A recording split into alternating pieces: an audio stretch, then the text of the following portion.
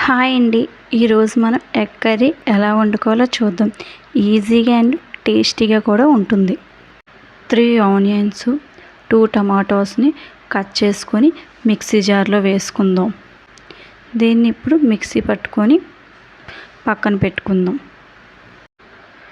ఇప్పుడు ఒక ఉల్లిపాయని, ఒక 3-4 మిర్చిని కట్ చేసుకుందాం. ఇందులోకి ఒక నిమ్మకాయ సైజ్ అంతా చింతపండుని తీసుకొని నానబెట్టుకుందాం. ఇలా అన్నీ రెడీ చేసుకుందాం. ముందుగానే ఎగ్స్ ఉడకబెట్టేసుకోవాలి. ఇక స్టవ్ ఆన్ చేసుకొని కళాయి పెట్టుకొని ఆయిల్ వేసుకొని ఆయిల్ బాగా హీట్ ఎక్కాలి. హీట్ ఎక్కిన తర్వాత మనం ఉడకబెట్టుకున్న ఎగ్స్ని వేసుకొని ఈ విధంగా వేగించుకోవాలి. అదే ఆయిల్లో మనం కట్ చేసి పెట్టుకున్న ఆనియన్స్, పచ్చిమిర్చి వేసుకొని వేగించుకోవాలి. ఇలా వేగించుకున్న తర్వాత కొంచెం అల్లం వెల్లుల్లి పేస్ట్ కూడా వేసుకొని పచ్చివాసన పోయేదాకా వేగించుకుందాం.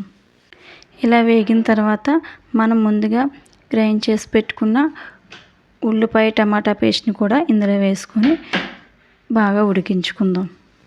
2-3 మినిట్స్ తర్వాత దీన్ని మరలా ఇంకొకసారి కలుపుకుందాం. ఇది పచ్చివాసన పోయేదాకా వేగించుకోవాలి. ఇలా వేగిన తర్వాత ఇందులో కారం అనేది వేసుకోవాలి. 2 స్పూన్స్ కారం వేసుకుంటే సరిపోతుంది.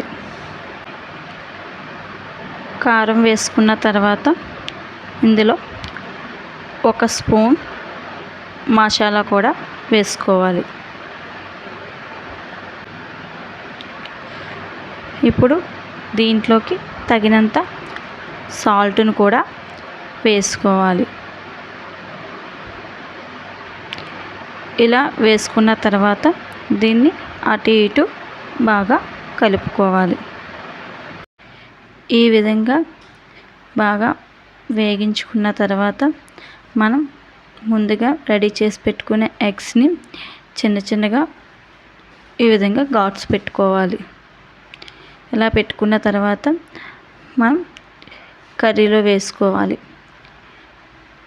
ఇలా వేసుకోవడం వల్ల ఎగ్స్కి మసాలా అనేది బాగా పడుతుంది.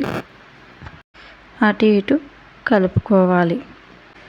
మనం ఇందులో ముందుగా నానబెట్టుకున్న చింతపండు పులుపుని వేసుకోవాలి.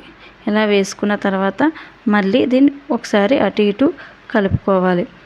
ఇలా కలుపుకున్న తర్వాత దీన్ని ఇప్పుడు కాసేపు ఉడికిద్దాం. ఇలా 10 మినిట్స్ ఉడికిస్తే సరిపోతుంది. ఇప్పుడు స్టవ్ ఆఫ్ చేసేసే ముందు ఇందులో కొంచెం కొత్తిమీరని వేసుకుందాం. ఇలా వేసుకున్న తర్వాత కొంచెం అటు ఇటు కలుపుకుందాం. చూసారు కదండి, ఎగ్ కర్రీ అనేది రెడీ అయిపోయింది. ఒకసారి ఇలా ట్రై చేసి చూడండి. చాలా అంటే చాలా టేస్టీగా ఉంటుంది. Thank you all.